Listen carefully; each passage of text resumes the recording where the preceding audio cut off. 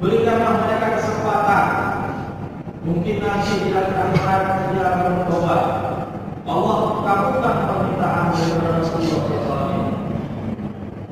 Begitu sayang Rasulullah kepada kita. Kemudian nanti di hari kiamat hanya Rasulullah yang memberikan syafaat kepada kita semua. Tidak ada yang lain.